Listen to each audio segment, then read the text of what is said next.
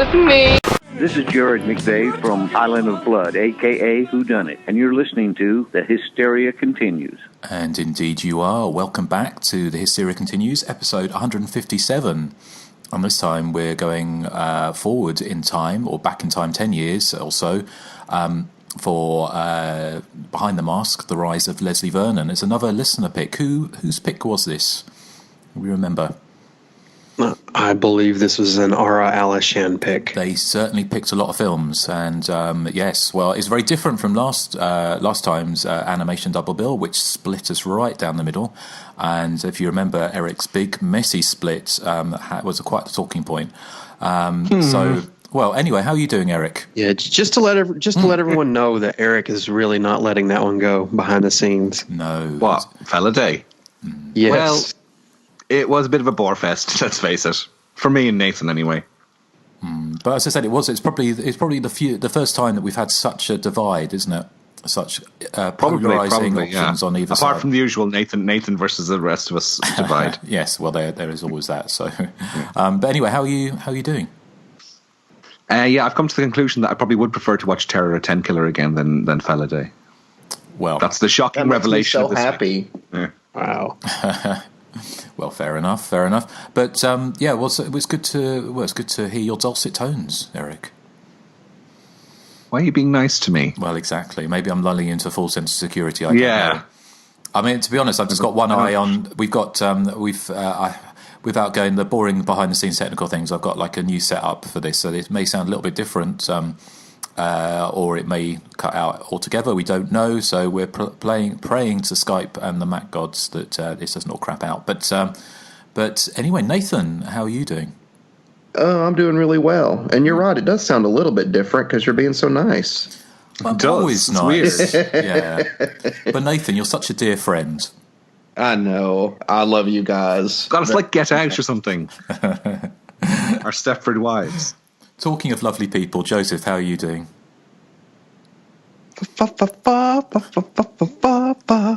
Sake.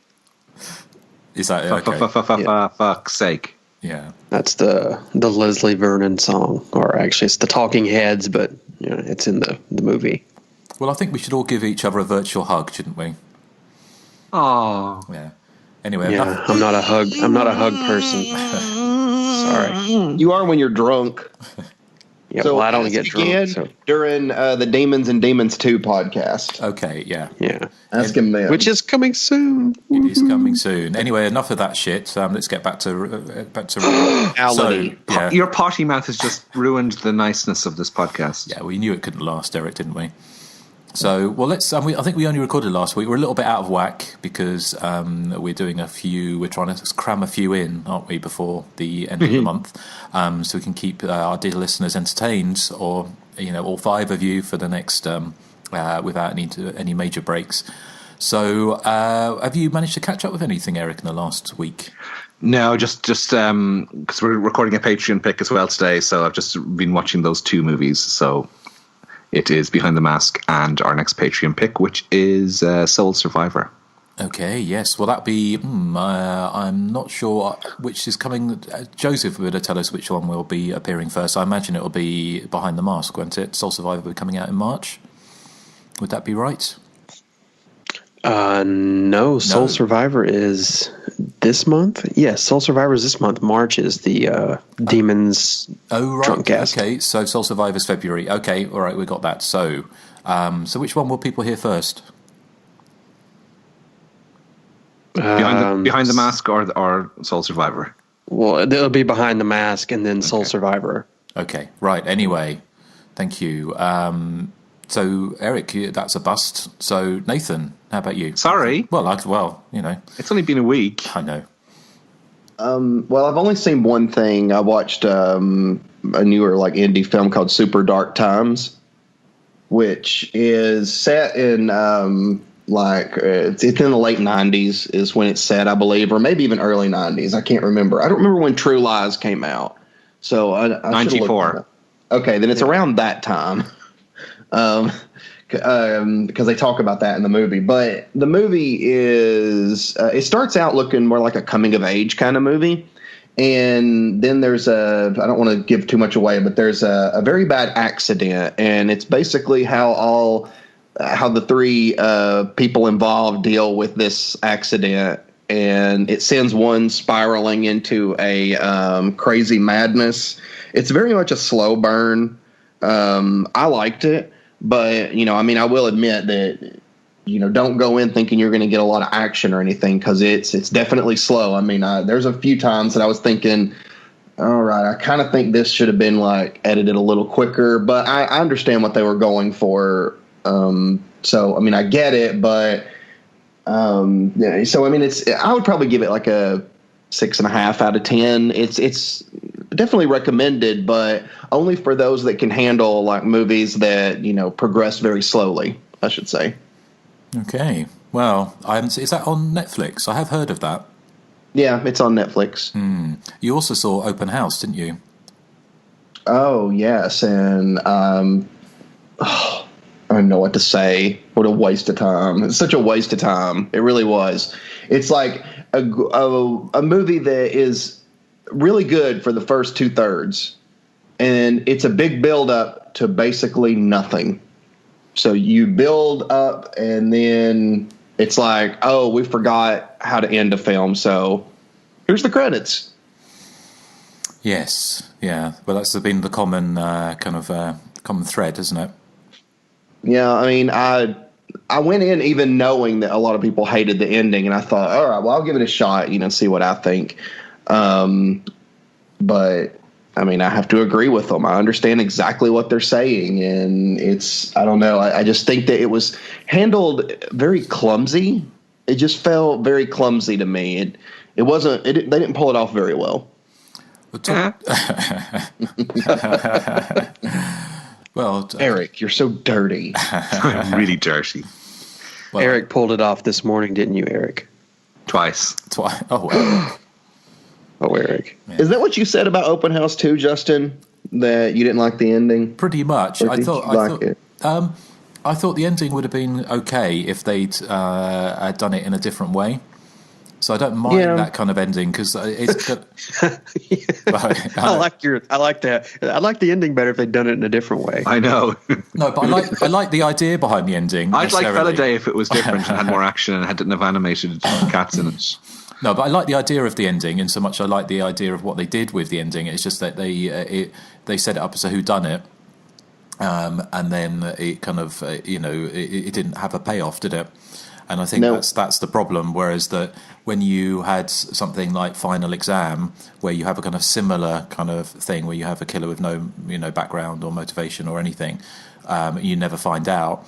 That could be quite chilling, in the same way as, say, like the original Halloween, you didn't really know why Michael Myers was going after Laurie Strode. Or Black Christmas. Or Black Christmas, yeah. So it's not necessarily a bad thing. It's just it's the way it's done. And I think when you've got a film that is very, very slow build-up, and it's kind of very, very expertly done suspense, then not to really have a payoff at the end, or to have the payoff not really kind of feel like it's just like a sort of like a shrug of the shoulders, then that is disappointing, which is a shame. It's a shame, but I think it's still it's one of those films that I think if you shut it off 2/3 through and thought I've got to go back and watch the rest of it, you would be keen to do so. It's just unfortunate the ending lets it down. So is there anything else, Nathan? No, that's it. Okay, well, thank you. Joseph, how about you? Not to my memory. Hulu did release the entire series of ER, and I'd seen some of it before. But there's blood in some of the episodes, so it's close enough, maybe. Oh, right, I see. I was going to say, I thought you might say you're kind of phobic about blood. My dad actually has I don't know what it's called. It's the it's a known thing, isn't it, that if you see sort of red ink or blood, you faint. And my dad's has always had that.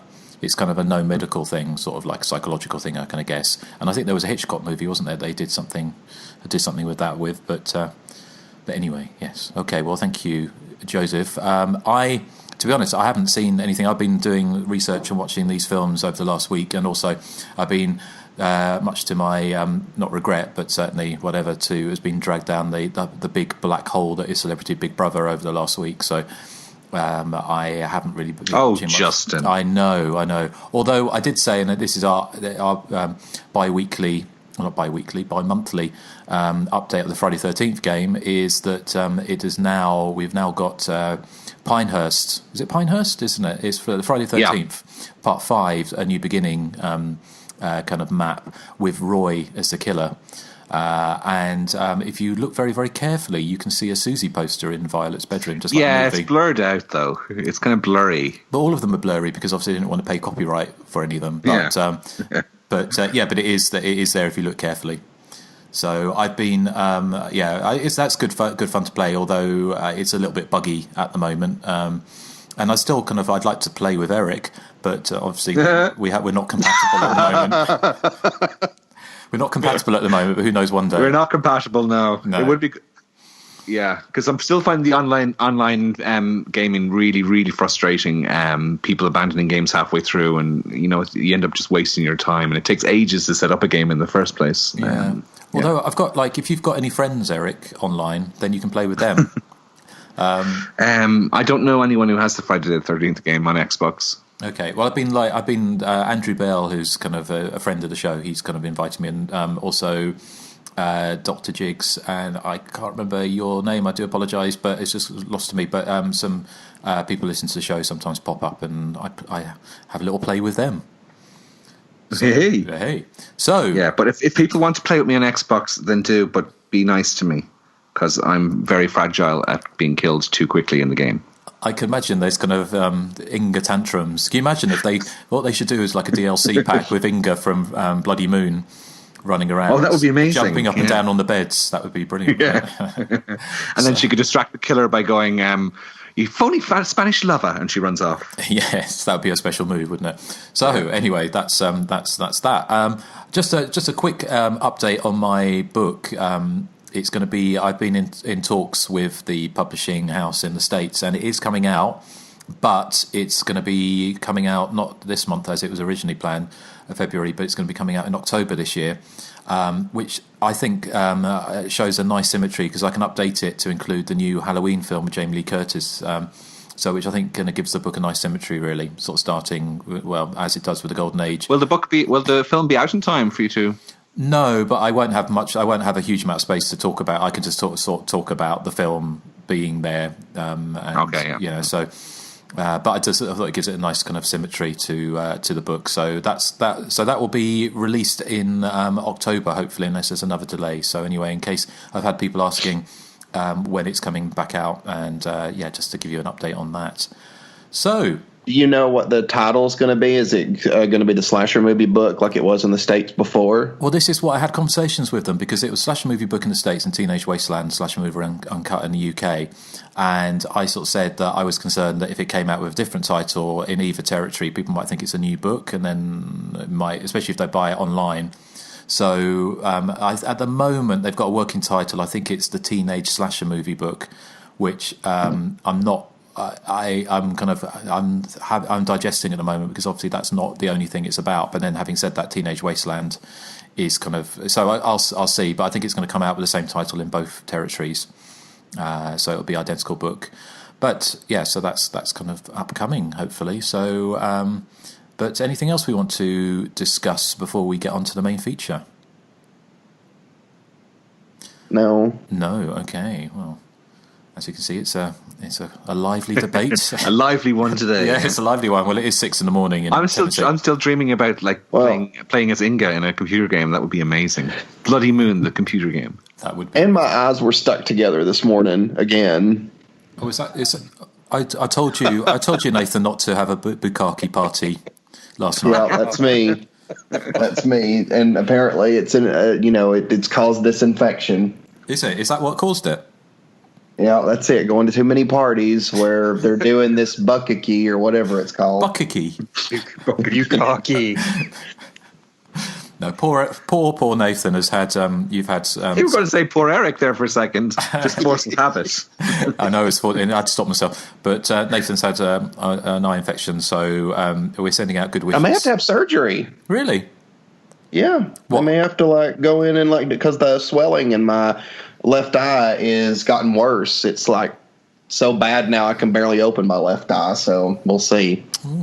Maybe you can join TLC as the new Left Eye Lopez. Well, I don't have a left eye; it's swollen. That's the joke. Yeah, but that wasn't a good joke of the week. It wasn't fantastic. It was my joke of the recently seen. Wow. Anyway. It's also brilliant and quite obscene. I know. Seen and obscene doesn't really work as a rhyme. Yeah. Okay. Well, oops. Let me just put my cup of tea down. Okay. Well, let's get on to the main feature. It's a must for those who like thrills laced with a sense of humor. Elizabeth Weitzman, New York Daily News. A gift to horror fans, raves Devin Forrestry from Chud.com. You know legendary maniacs Jason Voorhees, Michael Myers, and Freddy Krueger. Now meet Leslie Vernon, the next great psycho slasher. Nathan Basel of Invasion stars as Vernon, a good-natured killing machine who invites a documentary film crew to follow him as he reminisces with his murder mentor.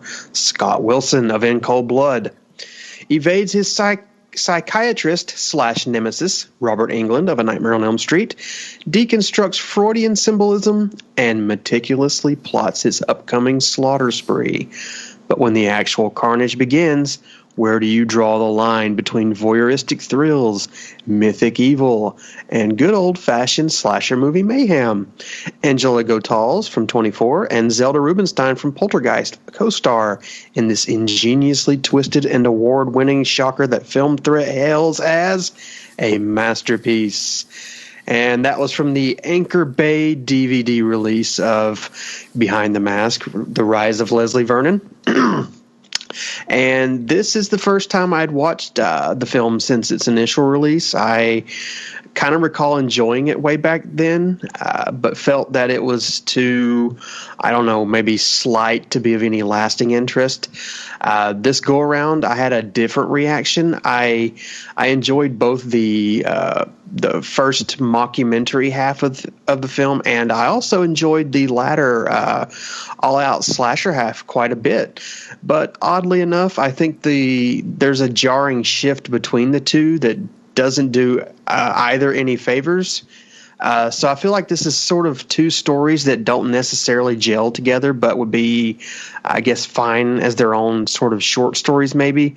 I mean, that's not to say Behind the Mask is a bad film. It's actually a fun piece of fluff, if I can be, if that's all I had to say about it. But I think it's both well acted by its lead, and I think it's kind of clever without being too smarmy, as a lot of films lately have been.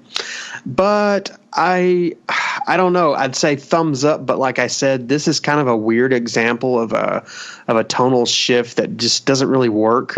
I think I imagine it might be going from kind of gee whiz goofiness to sort of dark slasher movie territory that may be the problem area in that shift. I mean, once we know Leslie Vernon is essentially sort of an all shucks kind of likable buffoon.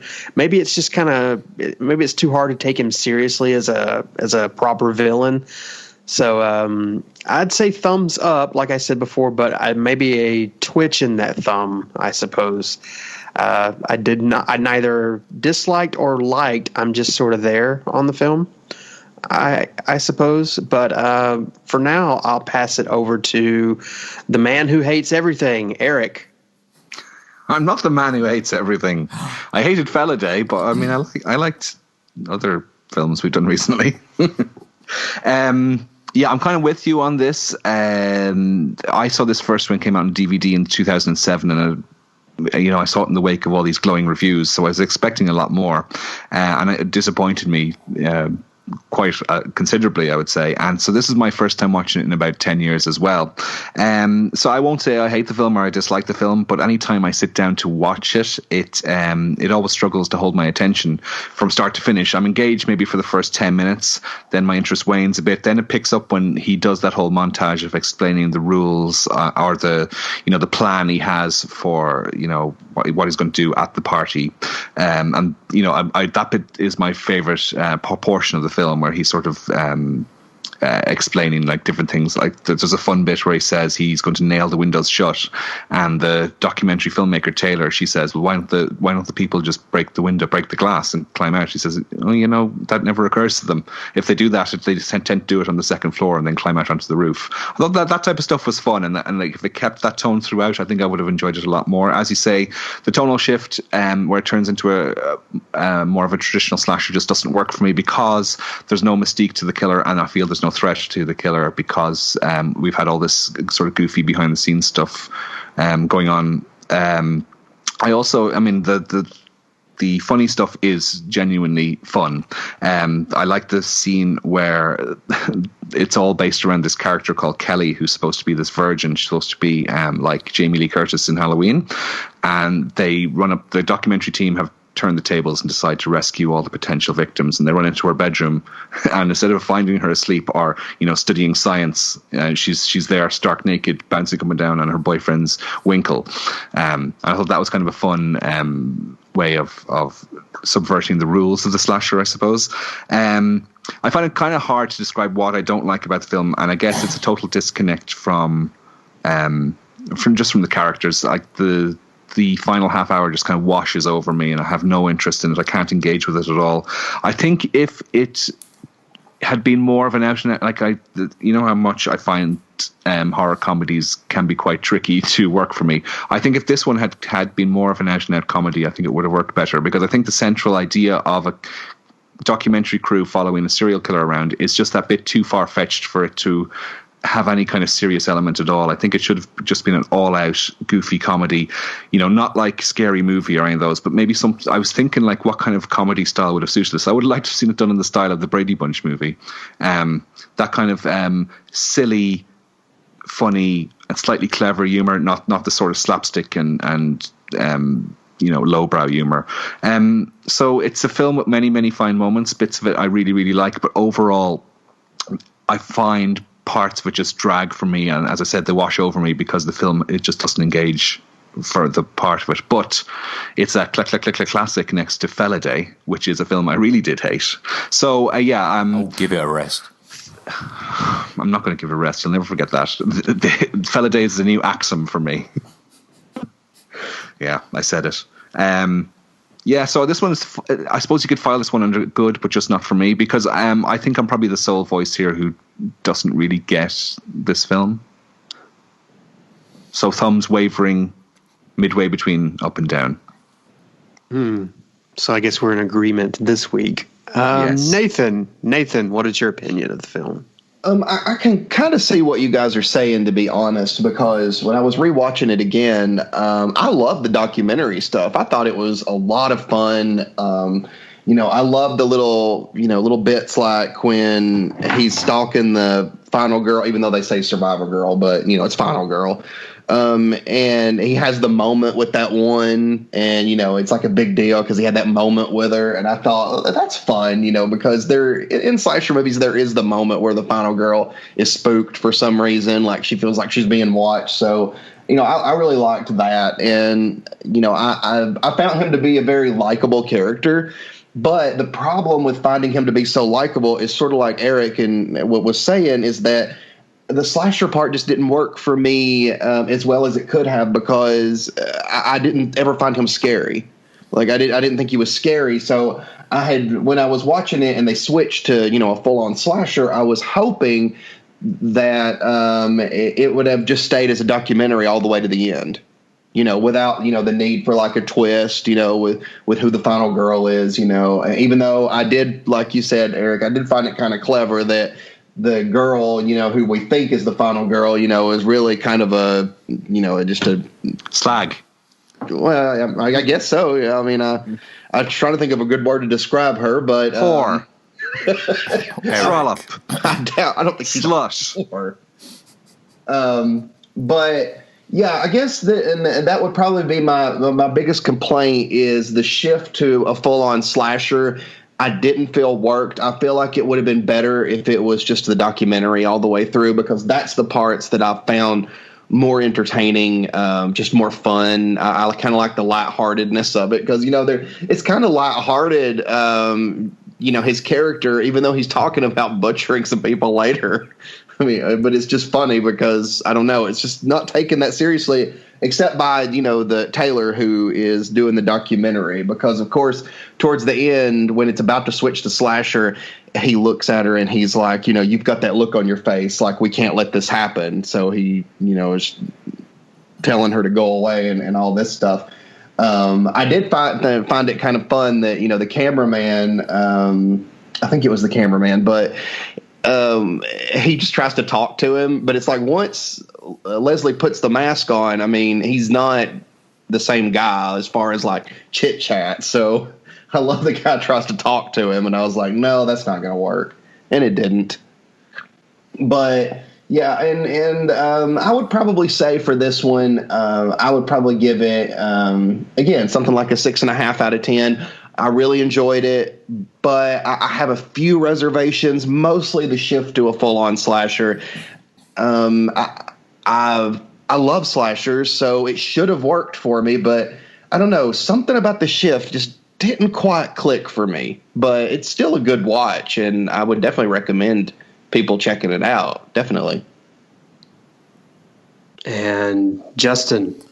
I think I probably like it more than the rest of you. I think it's a great little movie.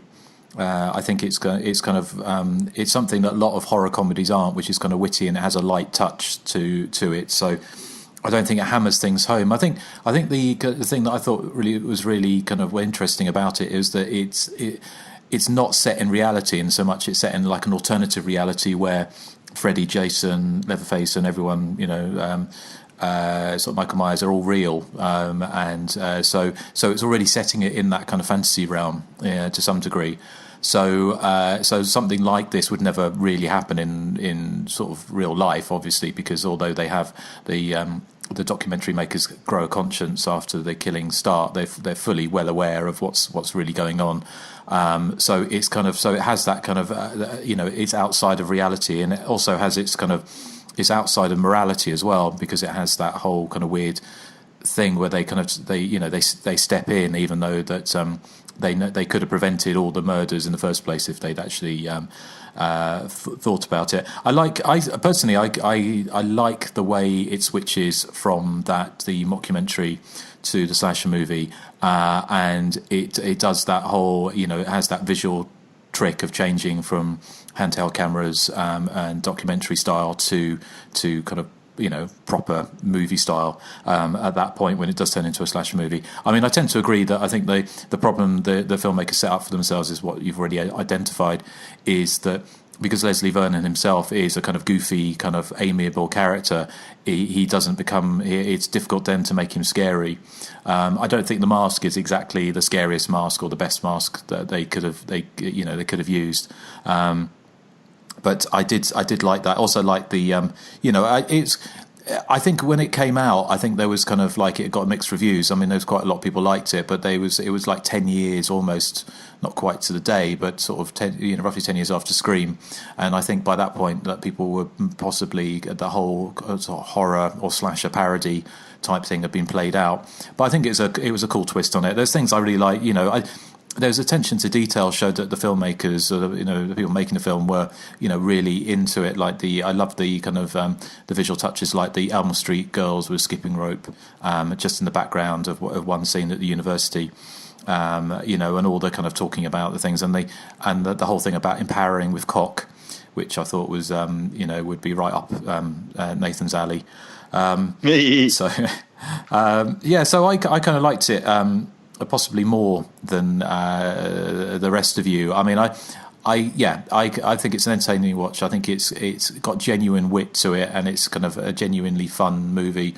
And it has that classic slasher movie thing at the end where you have, the fun of the early 80s slashers like Friday 13th Part 2 and House on Sorority Row. Well, those kind of films where you feel, there is a threat there, but there's a lightness to the touch. There's a funness, if that's a word, which it isn't, but it is now, of lots of characters running around screaming and sort of running to hide in barns and all that kind of thing, which is why, say again back to the Friday 13th game, it works so well, because you're really just taking the very essence of the cat and the mouse theme, which it underpins most good slasher movies, is the most fun element for me. So yeah, it's a thumbs up for me. I think it still stands up for me, and I think it's it's a fun watch. Soul. So, does anyone have anything else to say about the film, or should we do background? Did you guys like the twist? What, the final? Who the final girl really was the whole time? Yeah, I thought it was kind of. I liked it too. I liked it. I thought it was clever. I don't know why. I did see people writing online saying, "Well, it really annoys me they keep on calling her Survivor Girl rather than Final Girl," and it is. I'm not really sure because like Final Girl itself isn't like a copywritten name, is it? So maybe I'm trying to think back if there was ever a time that the Final Girl was called Survivor Girl. I think I have seen that written before in some texts, but yeah, no, I like that twist. I thought it was it shows. It shows. That's what I mean about it being witty and it kind of clever. I think the difficulty with any of these kind of films where you have twists like that and things like that. Once you've seen the film once, then you've obviously lost that kind of immediacy of the kind of surprise. So you're never going to be fooled again. But I thought it was a good twist. Am I right? Sorry. No, I was just going to ask. Am I right in thinking? I always seem to miss this, but I caught it this time.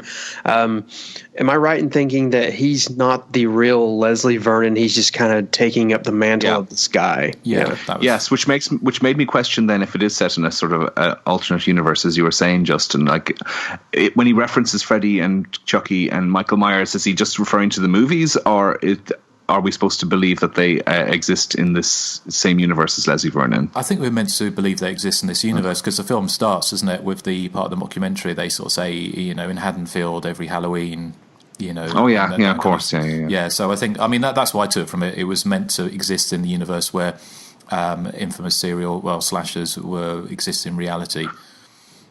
I kind of think I would have preferred then that if he had been the real Leslie Vernon, if he was this sort of like Jason character who had died and come back to life as a serial killer, I think that would have made it more fun.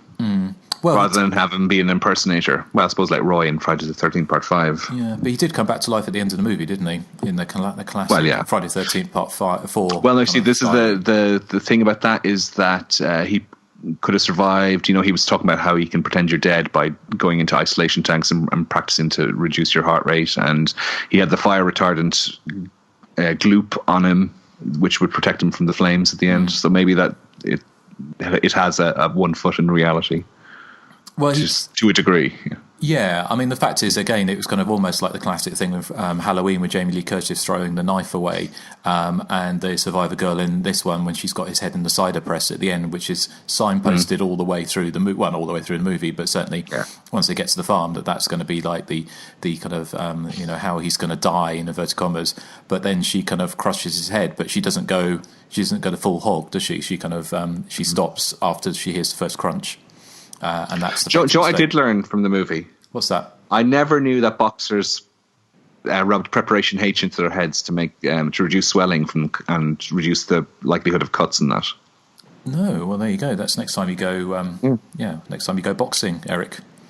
Next time someone comes up from behind you, I'll bring my tube of preparation H with me. Yes. So okay. Well, anything else you want to say about before we go on to background? No. Okay. Well, who would like to? Joseph, as this is your pick, do you want to talk a little bit about some background? You said you had a lot of background for this film. Some, but first, Nathan. It's relegated to some now, is it? Well, I'm an overall for both things we're recording today. So, Nathan, do you have any background info? No. It's been a rough week. Oh. And also, I have to say that once you read all your background, I was only going to say that you read background that I was going to read. So that was going to be my game plan, but then you had to call on me first. Darn it.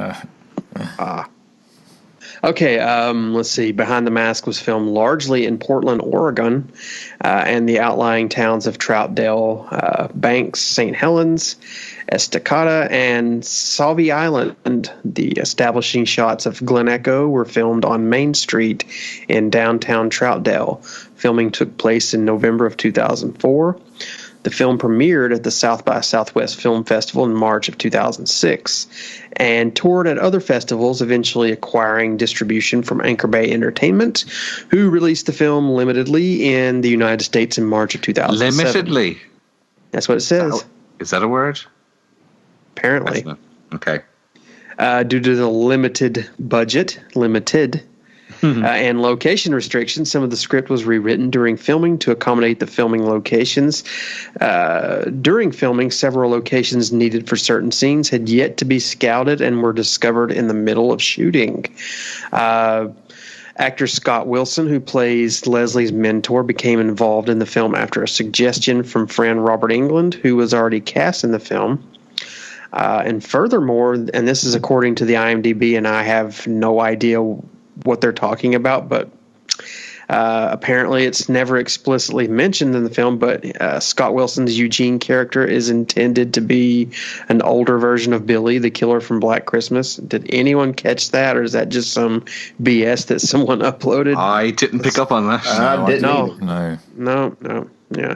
Anyway, director Scott Glosserman recruited a group of young local filmmakers in Portland to work as additional editors on the film after seeing and being impressed by an indie film they had produced called The Black Shoe Drifter.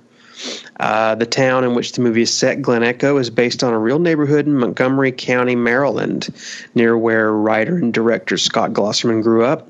A notable feature of the area being a turn-of-the-century amusement park that stood mostly abandoned for several decades as it deteriorated and earned a fitting haunted reputation among locals. The carousel for which the park is known is referenced in the Glen Echoes Entertainment's production logo. In early 2017, director Scott Glosserman explained that the script for the sequel had become a little dated due to the changes in horror films over the intervening years. He went on to say the script itself captures that mid-aughts period in the midst of the torture porn, found footage genres. It had a lot of interesting things to say. Today, the script for that film is almost like a period piece, and he says he doesn't necessarily want to bring it up to current day, and yet certain things may feel a little bit old or period depending on how you look at it. He goes on to say, I think we captured the essence of what was happening several years ago. If we do get the opportunity to make the film, which would be the sequel, I'm not sure I'd want to make the screenplay any more current. It's a little bit of a conundrum. And that's all the background info I have on Behind the Mask. What about you, Erik? Well, you've just said, like, I had all that background, and you just said it all, so. Yeah, right. That was Nathan's excuse. No, I have a few other bits just about some of the actors that are in it. Angela Goethals, she's probably related to you, Justin, is she? Yeah, she's my bride. Sorry? She's my bride. I think the H is silent, Erik. Goethals. She's called Goethals. She's Gotherson or something. I don't know. Anyway, she had been in Home Alone. She was one of Macaulay Culkin's siblings. And whoa, yes, she is, isn't she? She was the one that says, Kevin, you're what the French call les incompetents. That's her. I'll have to leave that one to you because I'm not a Home Alone expert, I'm afraid. Oh. Settle down there, Sparky. I was excited. You shut up. Okay, well, she was also in one of your other favorite movies, I know, Nathan, V.I. Warshawski with Kathleen Turner. I like that one too. And Jerry Maguire. So she'd been in a lot of big movies before she was in Behind the Mask. Scott Wilson, who you were mentioning, he plays Eugene. He'd worked a lot with William Peter Blatty. He was in Exorcist 3 and Ninth Configuration as well. And Kate Lang Johnson, who plays Kelly, she's now known by her married name of Kate Miner, and she was most recently seen in another one of Nathan's favourite movies, 50 Shades of Black, which is the supposedly god-awful spoof of 50 Shades of Grey by the people who made Scary Movie and all that. And that's all I really have, apart from the fact that the actor Nathan Basil, is that his name, who plays Leslie Vernon, he works a lot in post-production on TV shows like Storage Wars and Appalachian Outlaws, which I think are like Discovery-type reality shows. But he's one of his upcoming acting roles is in a short called Meta Slash, which sounds like it might be suitable for the Hysteria Continues. Okay, interesting. Thank you. Justin. Right, well... you've read out everything that I was going to read out, but there was one thing. It's the new Allendale joke. It is the new Allendale joke. But the one thing I was going to mention was obviously the proposed. Well, you mentioned the proposed sequel, but actually, what became of the proposed sequel? Because I was trying to. There was a kind of crowdfunding for it back in, or there was various kind of crowdfunding schemes. I think back in 4 or 5 years ago, but last year. Scott Glosserman sort of had touted that he would do the sequel or a prequel as a comic book series, and so I was just looking actually to see, because I found the details of that on the Indiegogo and also information from about March last year. And Indiegogo says that they raised the money for the comics, the first 3 comics, but I'm not sure if they actually came out. I can't find any information to say that they actually are now available. I might be completely wrong on that, so maybe that's the case. I'll just do a quick Google search while we're talking to look at shopping to see if you can actually buy them. It doesn't appear you can, so yeah, I've no idea what actually happened with that. But perhaps if you do know, or you have got copies of them, you can write in and let us know, because that would be interesting. But essentially, although I found that you can actually buy, looking now, you can buy a Behind the Mask Leslie Vernon mask by Trickle Creek Studio if you wanted to. Thanks. But it's not the best mask in the world, is it? No. But yeah, so that's kind of it. So it'll be interesting to see. I mean, in some ways they could have done a match-up with him, although I whether it would have worked if he'd gone up against in that universe, or gone up against some of the other killers, like he mentioned, like Chucky and Michael Myers and Jason Voorhees. Whether or not that would have ever happened, so we would have ever had a Leslie versus Jason or something, I don't know. The only thing I would say is Leslie Vernon doesn't really sound that scary a name, does it? I was just about to. It just came to light when he said Leslie versus Jason. That doesn't sound right. No, it doesn't. So it should be something like Vernon. Something like Vernon should be the first name. Yeah, Vernon, Ernest. No, our joint name is tough. Erik. Erik versus Jason. That just rolls off the tongue. Well, I think Jason would win, though. Yeah, we'd all like to see you take a machete, Erik, wouldn't we? That's not the response I was hoping for. Sound like you fell off your chair then. So, I'm not on a chair. Where are you? I'm sitting on the floor. Sitting on the floor? What? You a hippie? Cross-legged? Yeah, kind of. Yeah, I am actually. Yeah. Oh, yeah, okay. Are you barefoot? Are you wearing sandals? I'm wearing socks. Oh, okay. So no sandals. He's definitely barefoot. Very good. Barefoot. Well, what would we like to do now? Because we've done that. So, shall we? Do we have after the credits, Nathan? Yes, we do have after the credits. Shall we do after credits? Okay. Well, here is. Just after this. Give me 1 second to find the jingle. Here we go. Don't press stop. After credits show. Okay. Obviously, in my opinion, after the credits, Leslie Vernon, he awoke in the hospital and he went on a murder spree in the hospital. He was going after Taylor, who's also in the hospital. And she spends most of the movie in her hospital bed because she's sedated. And then they find out that he's all sounding very familiar. Brother. She's his sister. So he has to come after her now. Wow. And she's got a crazy wig on.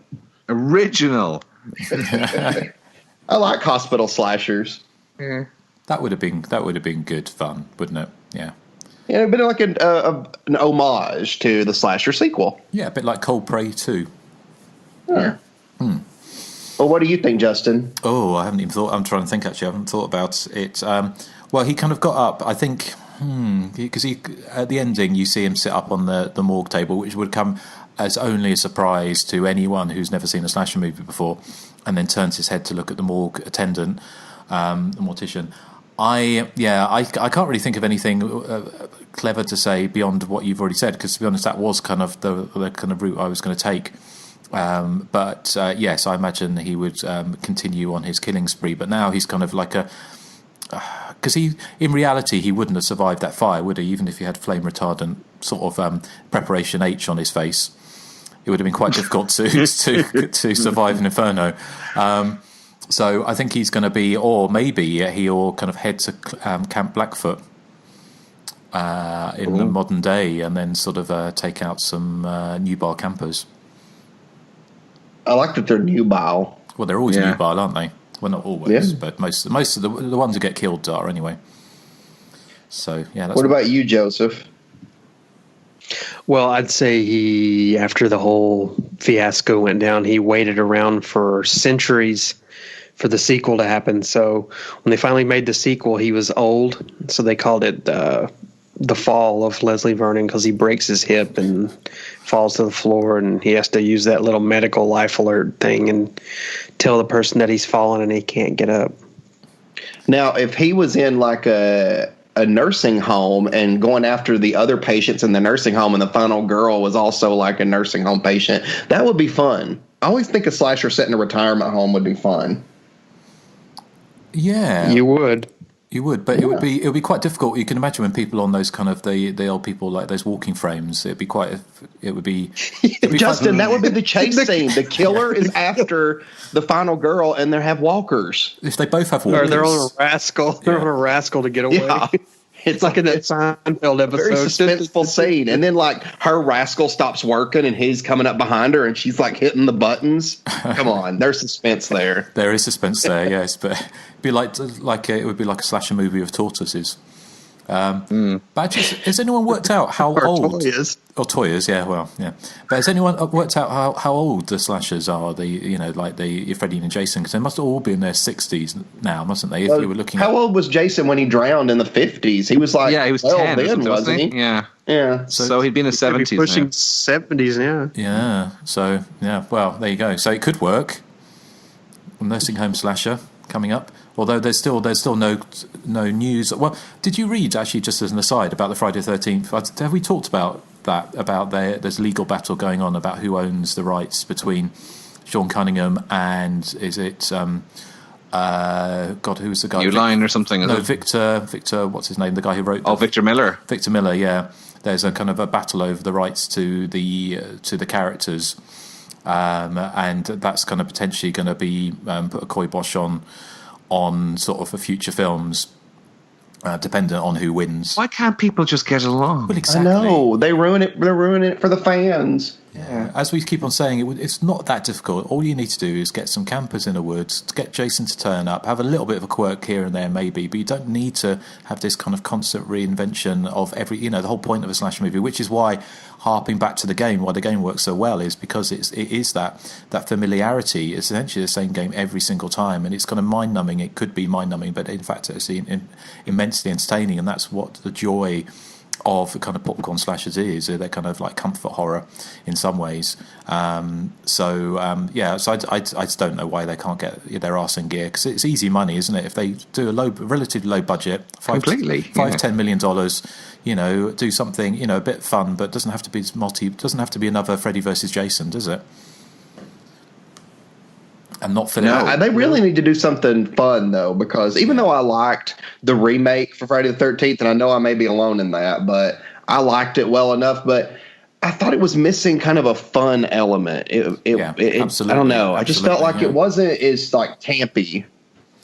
Absolutely. Well, I think that's been the problem, isn't it? And I think hopefully, we're moving. Are we moving towards a time where slashers get made where you haven't got appalling characters, i.e., like really annoying people you want to die? I don't know. I hope so. Yeah, let's hope so. So, Erik, you didn't give your after the credits thoughts. Well, no, that's because mine was going to be exactly what you said. So you've said it already. Oh. It's getting old. You're doing that joke again, huh? Yeah, I'm doing that joke again. Which one? The rip-off Halloween 2 or the burning? Speaking of jokes. Oh, yeah. Speaking of jokes. Anyway, here we go. It's my joke of the week. It's so freaking fantastic. Did you hear about the British cyborg?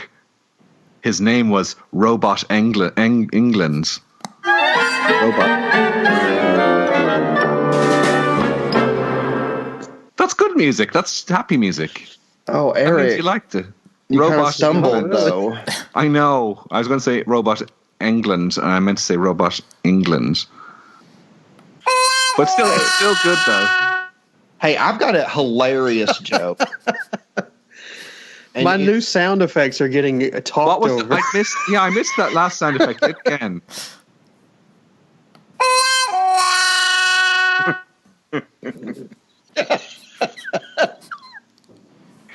Sorry, somebody said another joke. Oh, I have a very hilarious joke, and I wrote it myself.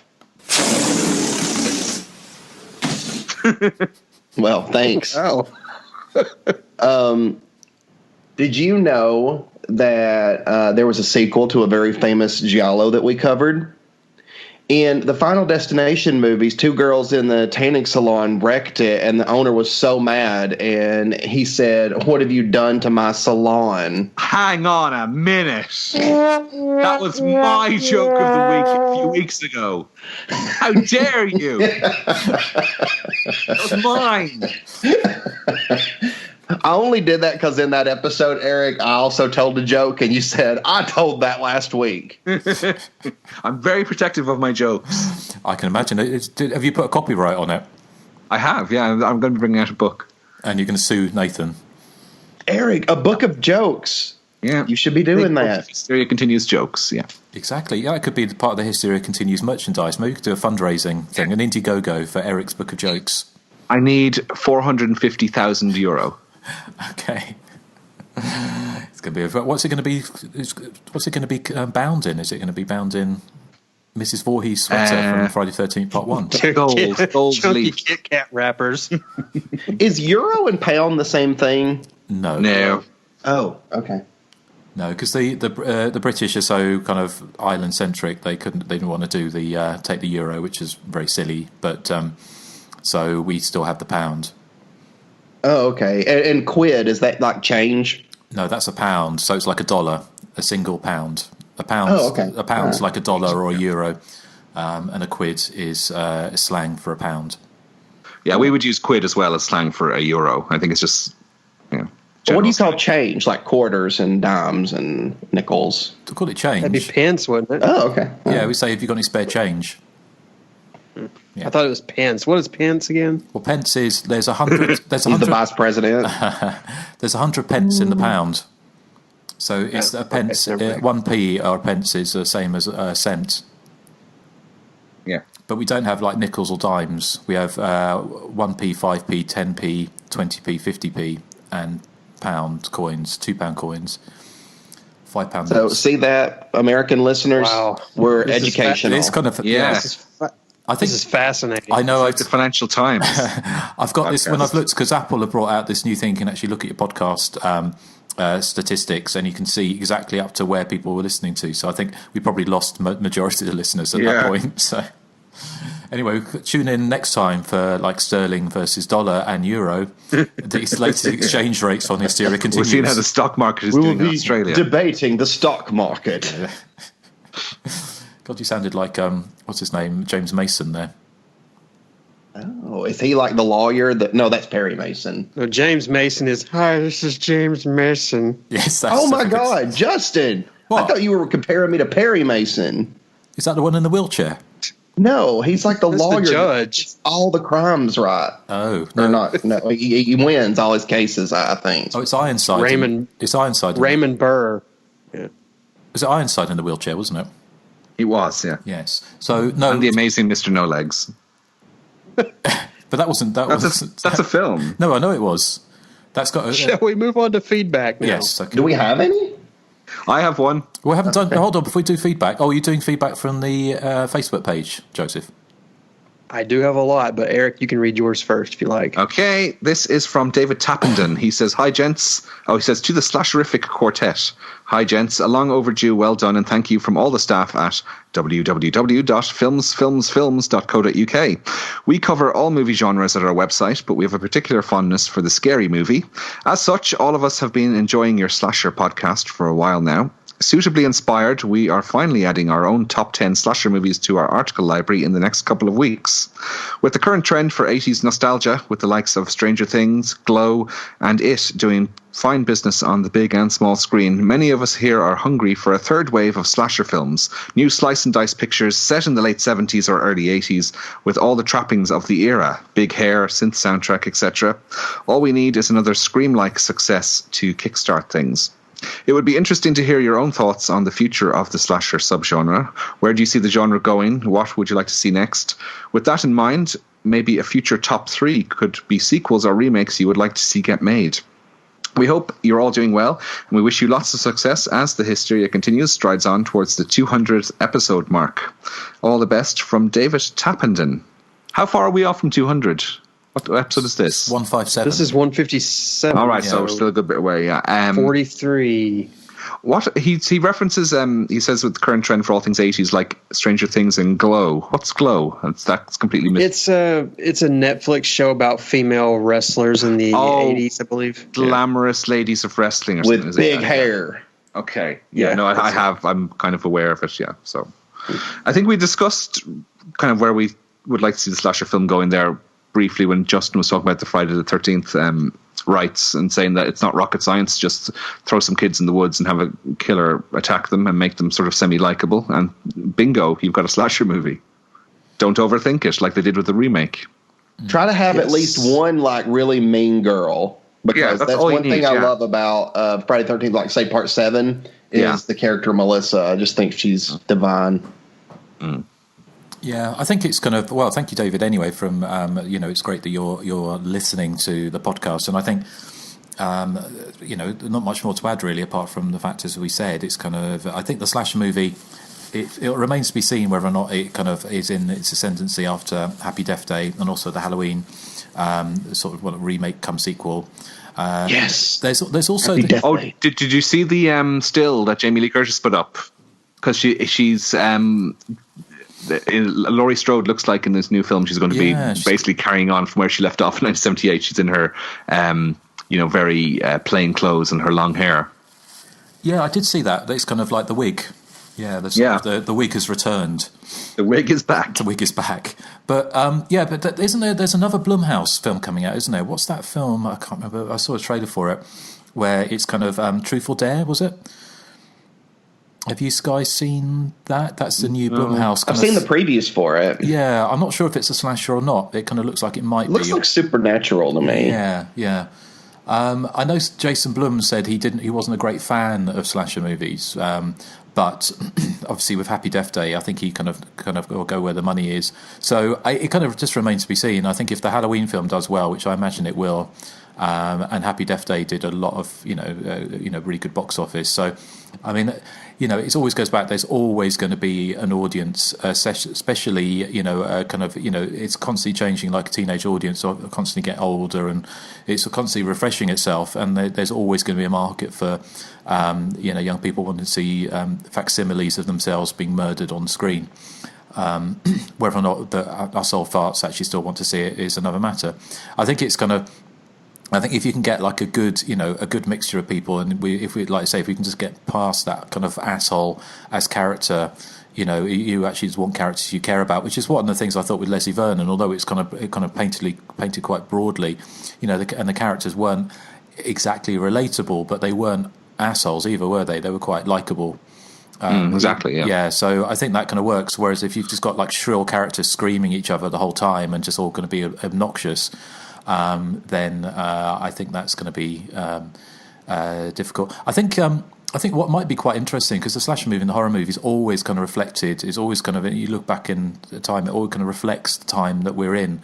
And obviously, we're in a time at the moment with like the kind of the Me Too movement and all of that thing going on. So it'd be interesting to see whether or not horror movie makers, the female horror movie makers, will reflect that in some way with films going forward. It'll just be be interesting to see if that anything like that comes out.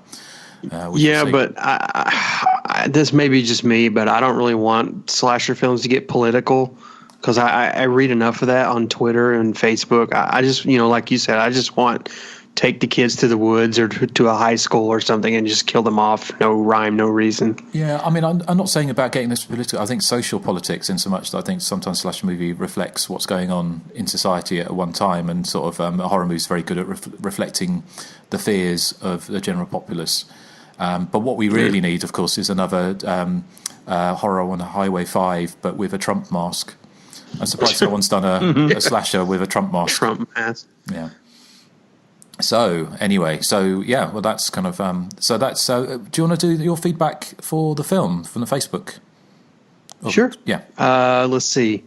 Brennan Klein says it's a great, clever slasher parody. That line about cardio always kills me. That does a lot of things right, except their failure to use the term final girl is incredibly frustrating to me. It probably shouldn't be, but there you go.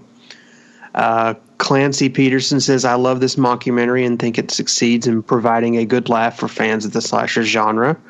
Nathan Basel does a nice job making the character come to life and feel like a documentary subject that you would be interested in following. Much of the film was shot in Oregon. That includes locations near the town where I went to high school. A fact that is probably only fun for us Oregonians. I absolutely love The Mask. Simple but spooky. And of course memorable. The last thing I will say is that whenever I see or hear the title, I cannot help but get Alice Cooper's Friday the 13th Part 6 song stuck in my head. He's back, the man behind the mask. You're with your baby and you're parked alone on a summer night.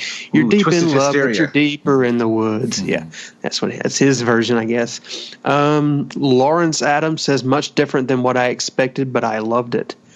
Ara Alishan, who picked this, says, I can't seem to face up to the facts. I'm tense and nervous and I can't relax. I can't sleep because you're covering my listener pick. If you don't like Leslie Vernon, you can. Well, you get the idea. Psycho Killer. Qu'est-ce que c'est? Fara. Better run away. Yeah, that's from Ara Alishan. You're full of the singing today. You are. Yeah, apparently people want me to sing today.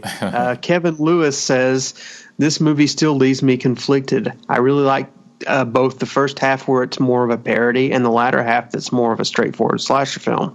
I just feel they don't fit together well, and he had the same issue that I did. The transition seems a little just disjointed. I'll have to watch again before you guys cover it. Josh Turlick says, killer premise and execution, a rare highlight of aught horror. I guess that's what he's saying. Yeah. John Matthews says, pretty funny film from memory. I need to revisit. I remember this film got a limited run down here in Australia in one select theater. I was one of the 4 people in the theater. Shane Lambert says he loves it.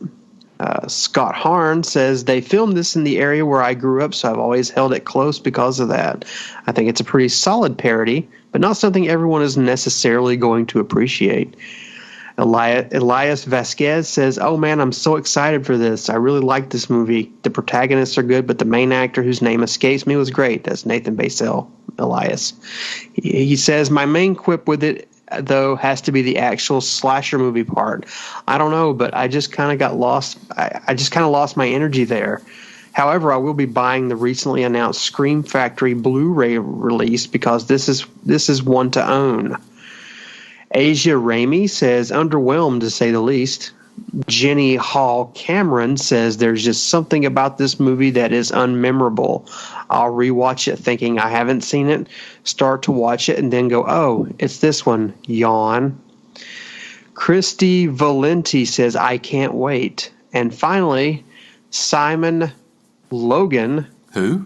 Simon Logan says, another great pick from Ara Alishan. I remember loving this movie back when it first came out, but rewatched it for the podcast, and it was even better than I remembered. The idea itself is clever enough, but the execution is even better with the twist that, spoiler alert, Leslie was planning on Taylor being his survivor girl all along. I also love the shifting from the mockumentary format into classic slasher and back. In particular, the moment when cameraman puts down his camera and says the documentary's done, which signals the dropping of the mockumentary format altogether. Nathan Basel is great as Leslie, very likable, goofy at times without ever being silly. Angela Gotals is okay as Taylor, though a little lightweight in places, and of course we get great cameos from Kane Hodder and Zelda Rubinstein, though we also have to put up with one from Robert Englund too. It has so many great ideas in it, such as the fact that Jason, Freddy, Michael Myers, and all the others are real-world figures. Lots of great digs at the slasher genre, like having to do so much cardio, and Kelly being unable to be a final girl since she is revealed to be as much of a virgin as Erik. Hey! He's just saying you have a good sex life, Erik. If only he knew. Plus, there are lots of genre name references, too. What surprised me on the rewatch was how much heart was in this movie, with the reveal that Leslie is just a mentally ill guy taking on the persona of Vernon and the relationship which develops between Leslie and Taylor. I really felt sorry for him in places, which is pretty impressive considering what he is planning to do the whole time. And a testament to Scott Glosserman and Nathan Basel. I guess the only downside is that because Leslie is so likable as a real person, it makes him less scary as a slasher. But I'm willing to accept that in order to service the movie as a whole. Ooh. Overall, not just a great postmodern slasher. Service and whole in the same sentence. Yeah. He says, overall, not just a great postmodern slasher film, but not even just a great slasher film, but a great film, period. And I, for one, can't wait for the sequel to finally emerge. And I imagine after reading all that, they're probably getting ready to release the sequel now. That was a long one, Simon Logan. Yes. Well, thank you. Hey, Simon. Thank you, Simon Logan. Yes. Well, thank you to everyone who wrote in. It's always good to hear from you. So here is how to get in contact with the show. The content of this podcast was provided by Justin Kurzweil, Erik Frillfall, Nathan Johnson, and Joseph Henson. If you enjoy our program and are willing and able to provide a donation, please visit us on Patreon and become a content-designated subscriber. That's patreon.com/The Hysteria Continues. For non-subscriber PayPal donations and general feedback, our address is the.hysteria.continues@gmail.com. To listen and interact, simply search for The Hysteria Continues on iTunes, YouTube, Facebook, and Twitter. Susie versus Toya forever. Yeah, and thank you to all the people who have joined up for the Patreon. We very much appreciate it. We've got over 100 now, I think. So, and as you will know, if you're listening to the show, that we will be doing next month our infamous drunk cast on Demons 1 and 2. But we will be... Yay! So that will be interesting, and Eric's got his sleeves all ready. To go back and forth. Exactly, and a pint of vodka next to him. In preparation. But yeah, we got Soul Survivor coming up next, which is going to be an interesting one. So if you're not already a Patreon supporter, then please do consider, because you can do it for as little as $1. Is it a month, Joseph? It's $1 per episode. We do two episodes a month, so it's basically about $2 a month minimum. Okay. Yes. So and it helps. What an amazing deal! It is an amazing deal. Yeah. Yeah, absolutely. So it helps support. Wow, it's like you're living in an adverse there. What an amazing deal! Yeah. So, but we've got plans, and also I was going to say that we're in talks at the moment for some more commentaries for a couple of labels. like 3 or 4 of them. Right. Yeah. So we're in talks at the moment. Not in talks as in like we're negotiating a deal, but we're just we're more trying to decide what we can actually fit in because of our kind of jet set lifestyle and Erik's kind of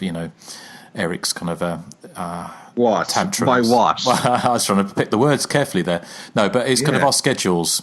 Sometimes are conflicted, aren't they? So sometimes we have to work around things. But we're hoping that we will be able to announce some of the things that we're doing very, very soon.